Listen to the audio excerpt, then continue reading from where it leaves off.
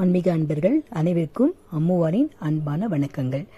நம்ம இன்னைக்கு வந்துட்டு குங்கும மஞ்சள் எந்தெந்த விரலில் நம்ம வைக்கணுன்றதை பற்றி பார்க்கலாங்க. இது ரொம்ப ரொம்ப ஒரு இம்பார்ட்டண்டான பிரதின்னு சொன்னால் கூட பொருந்தும். பாருங்கள், நம்ம வந்துட்டு ஒவ்வொரு விரலுக்கும் ஒரு மகத்துவம் உண்டு நம்ம கையிலன்னு சொல்லுவாங்க பெரியவங்க. பாருங்கள், குங்குமத்தை இப்படி கட்டை விரலை எடுத்துகிட்டு வந்துட்டு நம்ம வேறவங்களுக்கு வைக்கணும், இந்த கட்டை விரலாம் யூஸ் பண்ணணும்னு சொல்லுவாங்க. அதே போல் இந்த ஆள்காட்டி விரல்னு சொல்லுவாங்க இல்லைங்களா, அந்த ஆள்காட்டி விரலில் நம்ம முன்னோர்களுக்கு தான் அந்த ஃபிங்கரை யூஸ் பண்ணணும், அந்த விரலை யூஸ் பண்ணணும்னு சொல்கிறாங்க. அதுக்கு அடுத்ததாக நடுவிரல்னு சொல்கிறாங்களா, அந்த நடுவிரலில் நம்ம நெத்திக்கு நம்ம வச்சுக்கினா நடுவிரல் கொண்டு தான் அந்த நடுவிரல் யூஸ் பண்ணணும்னு சொல்லுவாங்க பெரியவங்க. அதே போல் இந்த ரிங் ஃபிங்கர்னு சொல்லுவாங்க இல்லைங்களா, இந்த ரிங் ஃபிங்கரில் வந்துட்டு நம்ம தெய்வத்துக்கு வைக்கலாம், எல்லா படத்துக்கு வைக்கலாம், அதே போல் விக்கிரகத்துக்கு வைக்கலாம், எல்லா சாமிக்கு நம்ம வைக்க இந்த ரிங் ஃபிங்கர் தான் நம்ம யூஸ் பண்ணாங்க. அதுக்கு அடுத்ததாக லாஸ்ட்டாக நம்ம பார்க்க போகிறது வந்துட்டு இந்த சிறுவிரல்னு சொல்லுவாங்க இல்லையா, இந்த குட்டி சுண்ட விரல்னு சொல்லுவாங்க. அந்த விரலை எடுத்துகிட்டு நம்ம ஆளை எடுத்தால் கூட அந்த விரலில் தான் வைக்கணும்னு பெரியவங்க சொல்லுவாங்க. இது ரொம்ப ஒரு இம்பார்ட்டண்ட்டான ஒரு விஷயம்னு எங்கள் பாட்டி சொல்லுவாங்க. சரி, அது உங்கள்கிட்ட பகிர்றதுலாம் ஒரு ஆசையாச்சுங்க.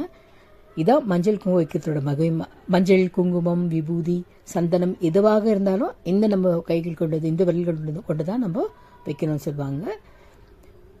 சில பேர் சந்தனம் வைப்போம், அவங்க கூட அதே மாதிரி அதே விரலில் தான் யூஸ் பண்ணும். நீங்கள் குங்குமம் யூஸ் பண்ணால் அதே தான் யூஸ் பண்ணும். அதே போல் சந்தனம் நீங்கள் யூஸ் பண்ணாலும் அதே விரலில் தான் யூஸ் பண்ணாங்க.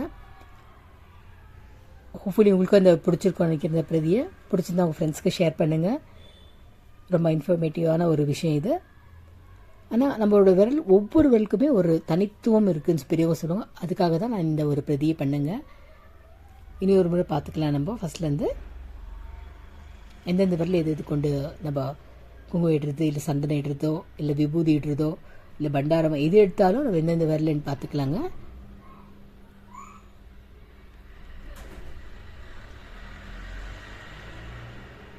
இந்த சுண்டு விரலில் வந்துட்டு நம்ம ஆளை வச்சா வைக்கிறதுக்காக நம்ம சுண்டு விரல் யூஸ் பண்ணுறோங்க. அதுக்கு அடுத்ததாக தெய்வத்துக்கு எல்லாமே நம்ம மோதிர விரல்னு சொல்லக்கூடிய விரலில் கொண்டு தான் நம்ம குங்குமம் வைக்கிறோம். குங்குமம், மஞ்சள் ரெண்டுமே நம்ம மோதிர விரலில் தான் வைக்கணுங்க.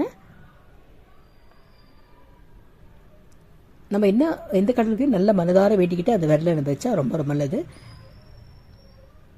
அதே போல் நடுவிரல் இல்லைங்களா, நம்மளுக்கு நம்ம வச்சுக்கும் போது கூட நம்ம குங்குமம், மஞ்சள் எது வச்சாலும் 3 தடவை வைக்கணும் நெத்திலன்னு சொல்லுவாங்க. ஒரு தடவை வைக்கக்கூடாது. அது 3 தடவை வைக்கிறதுக்கு நம்ம நடுவிரலை தான் யூஸ் பண்ணுங்க. அதுக்கு அடுத்ததாக நம்ம வந்துட்டு நம்ம இந்த ஆள்காட்டி விரல்னு சொல்லுவோம் இல்லைங்களா, இந்த ஆள்காட்டி விரல்னு சொல்கிறது நம்ம முன்னோர்கள், நம்ம தாத்தா பாட்டி இருப்பாங்க, யாருன்னா நம்ம வீட்டில் யாரெல்லாம் தவறி இருப்பாங்களோ அவங்க படத்துக்காகட்டும் அவங்கள நினச்சிட்டு திதி கொடுக்கும்போது நம்ம இதில் தான் குங்குமம் வைக்கணும்னு சொல்லுவாங்க. ஆள்காட்டி விரலில் தான் அவங்கள்ட்ட நம்ம குங்குமம், மஞ்சள், சந்தனம் எது வச்சாலுமே இந்த விரலில் தான் வைக்கணும்னு சொல்லுவாங்க.